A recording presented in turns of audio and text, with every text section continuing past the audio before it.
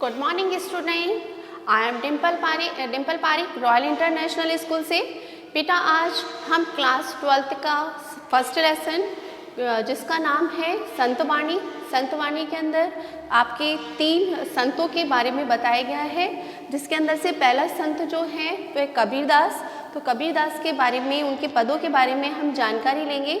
मैंने first video के अंदर कबीरदास के जीवन परिचय के बारे में आपको जानकारी दे दी थी। आज हम कबीरदास के कुछ दोहे जो इसमें बताए गए हैं उन दोहों के बारे में जानकारी लेंगे। बेटा कबीरदास जो थे, इनके दोहों को बताने से पहले मैं आपको बता दूं थोड़ा सा इनके कबीरदास के दोहों के बारे में कि बेटा जब उन्होंने ये जो दोहे लिखते हैं वो कबीरदास, उनके दोहों के अंदर बताया गया है कि नीतियों का पालन, यानी कि संसार में रहकर हमें किन किन चीज़ों को ध्यान में रखकर कार्य करने चाहिए, कौन सी नीतियों का हमें पालन करना चाहिए, कैसी नीतियाँ अपनाते हुए इस संसार में हम अपना जीवन यापन कर सकते हैं। तो इसके अंदर पहला जो पद है, पहला पद पढ़ते हैं अपन।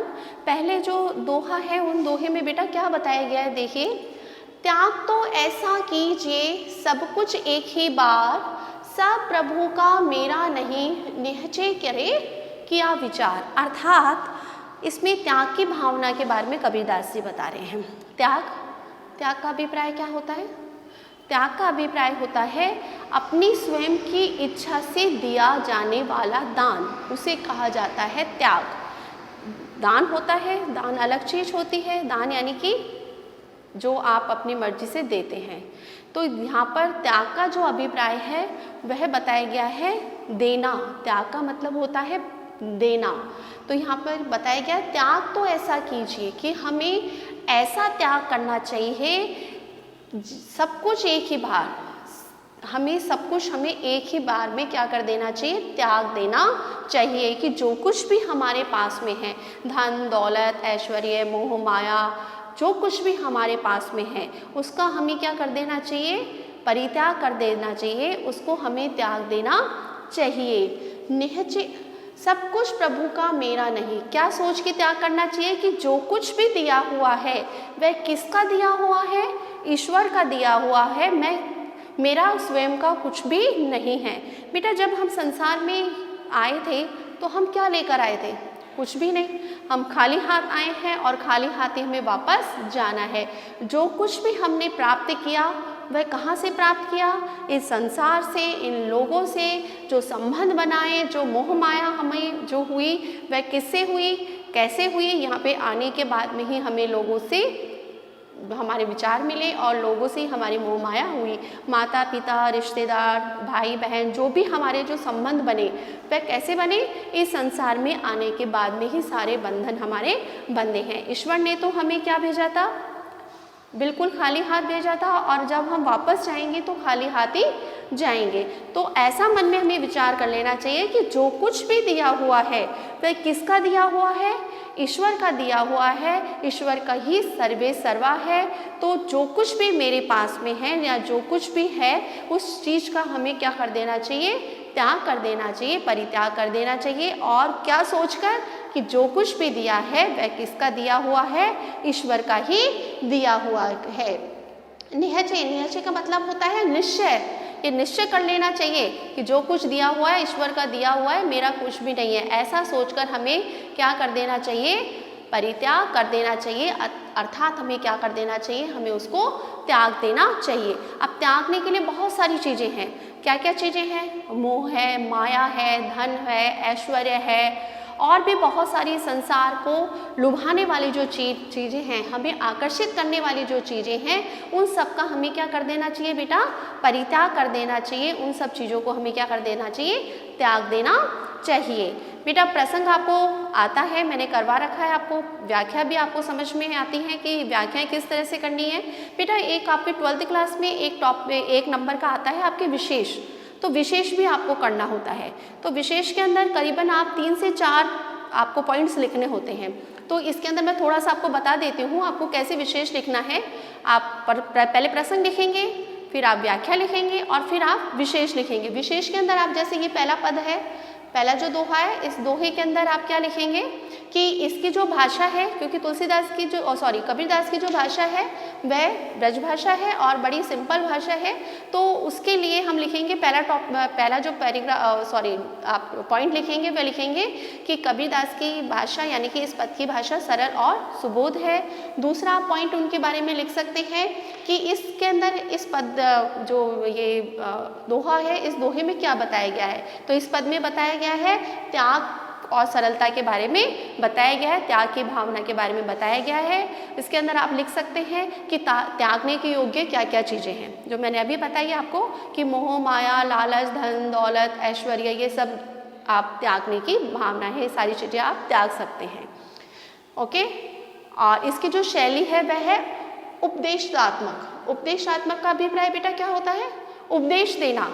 जैसे कि इसके अंदर उपदेश दिया गया है ना कि त्याग तो ऐसा कीजिए, उपदेश दे रहा है वो कि हमें ऐसा करना चाहिए, तो ऐसी जो शैली कहलाती है वह कौन सी शैली कहलाती है, उपदेशात्मक शैली, जिसके अंदर की उपदेश दिया गया हो, किसी बात को बताने के लिए यानी किसी कार्य को करने के लिए आपको बताया गया हो कि इस तरह से हमें कार्य करना चाहिए। तो ये आप 3-4 पॉइंट उसमें लिखेंगे। क्लियर, पहला पद आपको समझ में आ गया। दूसरे पद की तरफ बढ़े बेटा। दूसरे पद में देखिए क्या बताया गया है, सुनी गुण की वार्ता ओगन लीजिए नाही, हंस छीर को गहत है नीर सो त्यागे जाही। अर्थात इसके अंदर किसके बारे में बताया गया है, व्यक्ति के गुणों और अवगुणों के बारे में कबीरदास जी वर्णन कर रहे हैं। देखिए बेटा, जो व्यक्ति होता है ना वो उसके अंदर खूबियों के साथ साथ में खामियां भी होती है, यानी कि गुणों के साथ में उसके पास में क्या होते हैं, अवगुण भी होते हैं। हर व्यक्ति के अंदर कोई ना कोई कमी होती है और कोई ना कोई खूबी होती है। तो अष्ट जानते हैं आप लोग, आपके अंदर भी है, बहुत सारी कमियां भी हैं और बहुत सारी खूबियां भी हैं। उसी प्रकार से मेरे अंदर भी है, बहुत सारी कमियां भी होंगी और बहुत सारी खूबियां भी होंगी। तो यहाँ पर कबीरदास जी वर्णन करते हुए कह रहे हैं, सुनिए गुण की वार्ता ओगन लीजिए नाही। अर्थात हमें व्यक्ति के गुणों को क्या करना चाहिए, ग्रहण कर लेना चाहिए, अवगुणों को हमें क्या कर देना चाहिए, छोड़ देना चाहिए। कि प्रत्येक व्यक्ति में कुछ खामियां और कुछ खूबियाँ होती है, तो हमें क्या करना चाहिए, उस व्यक्ति के गुणों को अपना लेना चाहिए और अवगुणों को क्या कर देना चाहिए, छोड़ देना चाहिए। जो जो उसके अंदर अच्छी बातें हैं, जो जो उसके अंदर गुण हैं, उन सभी गुणों का हमारे अंदर हमें यानी कि हमारे मन के अंदर या हमारे अंदर हम उसका समावेश कर लेना चाहिए। और जो बुराइयां हैं, जो अवगुण हैं, उन सबको हमें क्या कर देना चाहिए, परित्याग कर देना चाहिए।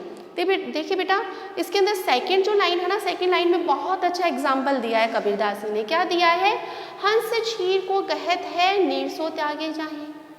अर्थात कि जिस प्रकार से जो हंस होता है, हंस जानते हैं ना, यस हंस, जो कि हंस का कार्य क्या होता है, हंस जो होता है ना वो क्या करता है बेटा, अगर आप उसको पानी और दूध दोनों मिलाकर देंगे ना तो वो क्या करेगा, पानी को तो छोड़ देगा और दूध को क्या कर लेगा, पी जाएगा, उसको ग्रहण कर लेगा।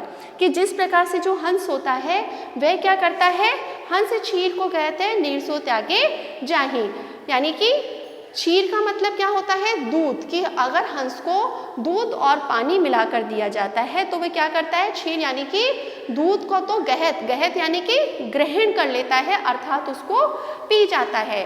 और नीर सो त्यागे जाही, नीर यानी कि जल, और यहाँ पे नीर का अभिप्राय क्या है, अवगुणों से है। और क्षीर का अभिप्राय क्या है, क्षीर का अभिप्राय क्या है यहाँ पे, दूध और गुण। यानी कि अपन दो रूप में देखते हैं ना कि जिस तरह से यानी कि हंस जो है वह क्या करता है, दूध का तो ग्रहण कर लेता है और नीर को छोड़ देता है। तो उसी प्रकार से हम यहाँ पे क्षीर का अभिप्राय गुण है और नीर का अभिप्राय क्या है, यहाँ पे अवगुण है।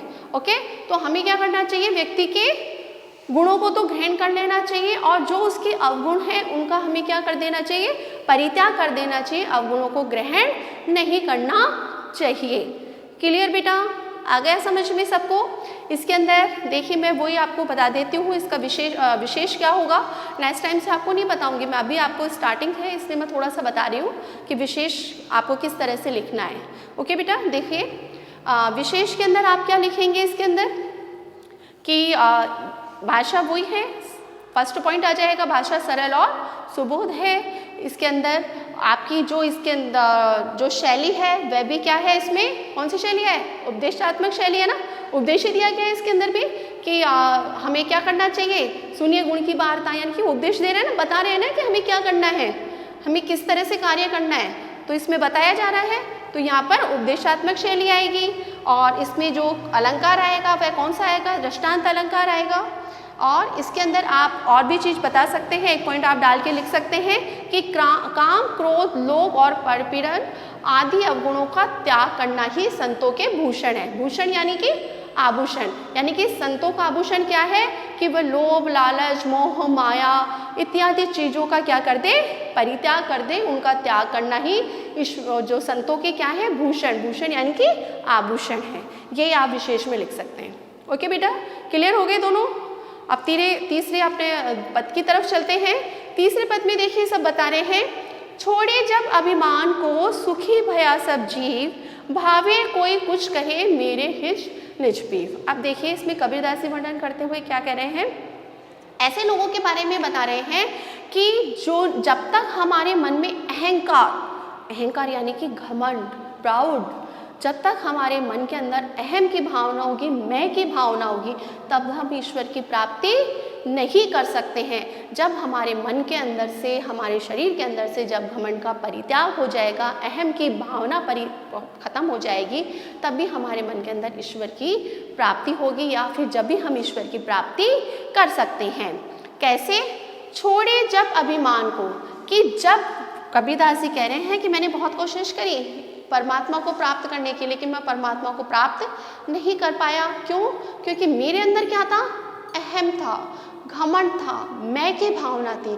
लेकिन जैसे ही मैंने इस अहम का परित्याग किया, इस मैं को जब मैंने छोड़ दिया, कि छोड़े जब अभिमान को, कि जब मैंने अभिमान को यानी कि अहंकार का परित्याग कर दिया, सुखी भया सब जीव, तब मेरा मन क्या हो गया, बड़ा ही सुखी हो गया। क्यों? क्योंकि मेरे मन के अंदर किसका निवास स्थान आ गया, हाँ, परमात्मा का निवास स्थान आ गया, अर्थात परमात्मा मेरे अंदर आ गए। क्योंकि जब तक आपके अंदर अहंकार है तब तक आपको ईश्वर की प्राप्ति नहीं हो सकती। ईश्वर की प्राप्ति के लिए बेटा आपको अपने अहंकार का परित्याग करना ही पड़ेगा। उसके बाद में भावे कोई कुछ करे मेरे हिज नहीं पीव, अर्थात लोग क्या कहते हैं मेरे को अब इससे कोई भी मतलब नहीं है, क्योंकि मैंने अहंकार का परित्याग कर दिया, अहम का परित्याग मेरे अंदर हो गया।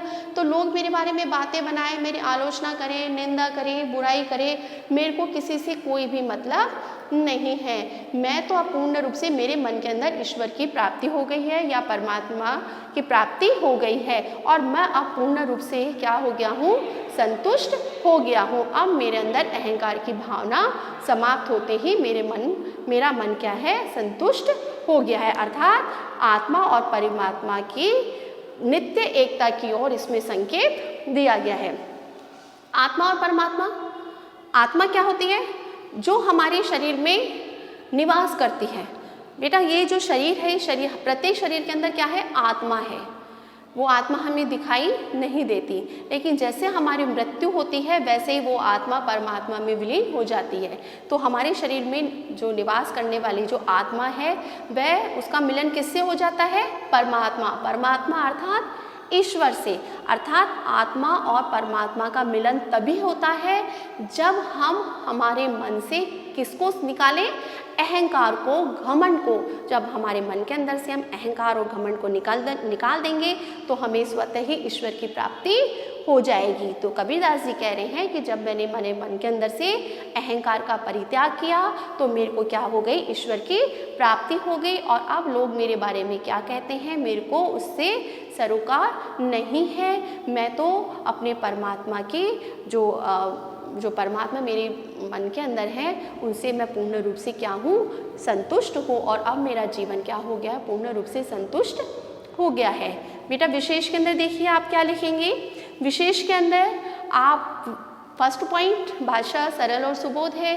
सेकंड पॉइंट में आप लिखेंगे इसकी शैली भावात्मक शैली है। भावात्मक शैली का अभिप्राय क्या होता है बेटा, भावात्मक शैली का अभिप्राय होता है जिसमें किसी भाव के बारे में बताया गया हो, मन के भाव के बारे में बताया गया हो। भावात्मक यानी कि मन के भाव के बारे में उसमें बताया गया हो, वह होती है भावात्मक शैली। तो यहाँ पर भाव बताए गए ना, मन के भाव है ना, कि मेरे मन के अंदर से जब अहंकार की भावना समाप्त हुई तब मेरे को ईश्वर की प्राप्ति हुई, तो ये मन का भाव है। तो यहाँ पे कौन सी शैली आएगी बेटा? भावात्मक शैली आएगी। अब बेटा देखिए इसमें अलंकार है, आप देखिए पढ़िए इसको, समझ में आ रहा है कौन सा अलंकार है? यस बेटा, इसके अंदर अनुप्रास अलंकार है। अनुप्रास अलंकार जहाँ पर एक ही वर्ण की बार बार में आवृत्ति होती है, वहाँ पर कौन सा अलंकार आता है? अनुप्रास अलंकार। अब देखिए आपको कहीं नजर आ रहा है इस पे एक ही चीज, एक ही वर्ण की आवृत्ति हो रही है? यस हो रही है। किसकी? कै की। भावे कुछ कहे, भावे कुछ कहे, कोई कुछ कहे, अर्थात कै की बार बार में आवृत्ति हो रही है, कोई कुछ कहे 3 बार हो रही है, तो यहाँ पर कौन सा अलंकार आ जाएगा? अपने अनुप्रास अलंकार आ जाएगा। या फिर इसमें लिखेंगे दूसरा पॉइंट कि इसमें अनुप्रास अलंकार है। आप उसके अंदर आप ये लाइन भी लिख सकते हैं कि ये वाली जो लाइन है, इस लाइन के अंदर अनुप्रास अलंकार है। उसके बाद में आप एक छोटी सी हेडिंग डालेंगे कि मेरे हिय निज पीव, मेरे हिय निज पीव, अर्थात उसका अर्थ क्या है कि आत्मा परमात्मा की नित्य एकता की ओर संकेत किया गया है कि आत्मा और परमात्मा का मिलन तभी होता है जब व्यक्ति अहंकार से पूर्ण रूप से मुक्त हो जाता है। क्लियर बेटा? तीनों पद समझ में आ गए। अपन चौथे पद की तरफ चलते हैं। चौथे पद में बेटा बताया गया है, जाते न पूछे साधु की, पूछ लीजिए ज्ञान, मोल करो तलवार का, पड़ा रहने दो मयान। अब देखिए इसमें कबीरदास जी जो वर्णन करते हुए कह रहे हैं, वे क्या कह रहे हैं कि हमें कभी भी किसी भी साधु की जाति नहीं पूछनी चाहिए। जाति यानी कि धर्म, उसकी जाति कौन सी है, कौन से धर्म का है, क्या है, उसके बारे में हमें नहीं पूछना चाहिए। क्या पूछना चाहिए? उसके ज्ञान के बारे में कि उसको कितने ज्ञान की प्राप्ति है, यानी कि वो हम उससे कितना ज्ञान प्राप्त कर सकते हैं। कि जाति न पूछे साधु की, कि हमें कभी भी साधु की जाति नहीं पूछनी चाहिए। पूछ लीजिए ज्ञान, कि हमें हमेशा सज्जन या साधु के क्या लेना चाहिए, उससे हमें ज्ञान लेना चाहिए, उसके साधु की जाति धर्म के बारे में पूछना नहीं चाहिए। मोल करो तलवार का, पड़ा रहने दो तलवार। अब जब दूसरी लाइन में क्या एग्जाम्पल दिया है ये कबीरदास जी ने, कबीरदास जी के आप दोहे पढ़ेंगे ना बेटा, उन दोहों में उन्होंने जो भी बात बताई है ना, उस बात को उन्होंने पूर्ण रूप से कोई ना कोई उन्होंने क्या दिया, एग्जाम्पल दिया है। कि अब यहाँ पे जो एग्जाम्पल दिया है वह क्या दिया है? तलवार और मयान का एग्जाम्पल दिया है। किसका दिया है? तलवार और मयान का एग्जाम्पल दिया है। कि मोल करो तलवार का, कि हम जिस समय तलवार खरीदते हैं तो हम किसका मोल करते हैं? तलवार का मोल करते हैं कि तलवार कितनी धार वाली है, कैसी है। और हम किसका मोल नहीं करते? मयान। मयान चाहे कितनी सुंदर हो, मयान यानी कि जो तलवार जिस उसमें रखी जाती है ना, तलवार को जिस आवरण में रखा जाता है उसको कहा जाता है मयान। ओके बेटा, मयान यानी कि तलवार को रखने का जो खोल होता है ना, उसे कहा जाता है। तो कभी भी हम जब आप तलवार खरीदने जाएंगे तो आप मयान देख के खरीदेंगे क्या उसको, कि मयान बहुत सुंदर बनी हुई है, इसका खोल जो है ना बड़ा सुंदर है, तो हम उसको देख के खरीदेंगे? नहीं, हम किसको देख के खरीदेंगे? तलवार को देखकर उसका मूल्य लगाएंगे कि वह कितनी तीखी है, कितनी अच्छी है, किस तरह से हमारे प्रयोग में आ सकती है। हम उसका जो मयान है, उस मयान का कोई भी महत्व नहीं है। तो उसी प्रकार से व्यक्ति का महत्व होता है, उसके ज्ञान का महत्व होता है, उसके जाति और धर्म का कोई भी महत्व नहीं होता है। हमें कभी भी किसी भी साधु की जाति, धर्म इत्यादि के बारे में जानकारी नहीं लेनी चाहिए। हमें अगर पूछना चाहिए तो हमें क्या पूछना चाहिए? उसके ज्ञान को प्राप्त करने की चेष्टा करनी चाहिए। उससे हम कितना ज्ञान प्राप्त कर सकते हैं, ये चीज़ें हमें देखनी चाहिए। ओके बेटा, क्लियर? अब देखिए इसके अंदर जो बताया गया है, इस पे जो व्यंग किया गया है, आप विशेष में लिखेंगे। विशेष में क्या लिखेंगे बेटा? कि फर्स्ट वही लाइन आपकी भाषा सरल और सुबोध है। उसके बाद में आप लिख सकते हैं कि इसमें जातिवाद और अंधविश्वास पर तीखा व्यंग किया गया है। व्यंग किया गया ना इस पे, कि पहले के समय में क्या होता था कि लोग धर्म को, जाति को, इनको ज़्यादा महत्व दिया करते थे, व्यक्ति के गुणों को इतना महत्व नहीं दिया करते थे। तो यहाँ पर ऐसे लोगों पर कबीरदास जी व्यंग कर रहे हैं जो कि जाति और धर्म को विशेष महत्व दिया करते हैं। पहले के समय में छुआछूत भेदभाव, जाति प्रथा, ये सारी चीज़ें बहुत अधिक थी। जिस समय कबीरदास वगैरह थे ना, उस समय बहुत ज़्यादा थी। आज भी है, लेकिन आज काफ़ी मायने में सारी चीज़ें हमारे कम हो चुकी है। लेकिन पहले के समय में इन जातिवाद और का बहुत ज़्यादा बोलबाला था। तो यहाँ पर आप लिखेंगे, इसमें जातिवाद और अंधविश्वास पर तीखा व्यंग किया गया है। इसके बाद में यहाँ पर आप कौन सी शब्दावली का प्रयोग हुआ है? मिश्रित शब्दावली। मिश्रित यानी कि मिश्रित भाषा, अनमेल भाषा, जिसका ना खिचड़ी अपन ने पढ़ा था ना, मैंने आपको बताया था इसके कबीरदास के उसके बारे में, इसके जीवन परिचय में पढ़ा था और इनके बारे में जब पाठ परिचय बारे में पढ़ा था तो मैंने बताया था ना आपको कि इनकी जो भाषा है वह अनमेल भाषा है। अनमेल यानी कि खिचड़ी के समान। तो यहाँ पर जो है ना, जो भाषा, जो शब्दावली है इनकी, वह क्या है? मिश्रित शब्दावली है, यानी कि काफ़ी शब्दों का इसमें समावेश किया गया है। तो ये तीनों चारों पद आपको आई होप समझ में आ गए होंगे। आ गए बेटा? एक बार मैं सारांश दोबारा से बता देती हूँ। पहले पद के अंदर त्याग की भावना के बारे में बताया गया है कि हमें सब कुछ क्या कर देना चाहिए? परित्याग कर देना चाहिए। क्या सोच कर करना चाहिए? क्या निश्चय करके करना चाहिए कि जो कुछ भी दिया हुआ है वह किसका दिया हुआ है? ईश्वर का दिया हुआ है। ऐसा सोचकर हमें समस्त चीज़ों का क्या कर देना चाहिए? परित्याग कर देना चाहिए, त्याग कर देना चाहिए, तभी हमें ईश्वर की प्राप्ति होगी। दूसरे के अंदर बताया गया है, आपके सुनिए गुण की वार्ता अवगुण लीजिए नाही, अर्थात हमें व्यक्ति के गुणों को अपनाना चाहिए और उसके अवगुणों को क्या कर देना चाहिए? छोड़ देना चाहिए। क्योंकि प्रत्येक व्यक्ति के अंदर कुछ खूबियाँ और कुछ खामियाँ दोनों होती है। तो खूबियों को हमें अपना लेना चाहिए और खामियों को हमें छोड़ देना चाहिए। एग्जाम्पल इसमें दिया गया है हंस का, कि हंस जिस प्रकार से पानी को तो छोड़ देता है और दूध को ग्रहण कर लेता है, उसी प्रकार से हमें व्यक्ति के गुणों को ग्रहण करके और अवगुणों का परित्याग कर देना चाहिए। तीसरे पद के अंदर बताया गया है कि छोड़े जब अभिमान को, कि जब जब तक हमारे मन के अंदर अहंकार की भावना आएगी तब तक हमें परमात्मा की प्राप्ति नहीं हो सकती है। तो परमात्मा की प्राप्ति के लिए हमारे मन के अंदर से हमें अहंकार की भावना को छोड़ना होगा।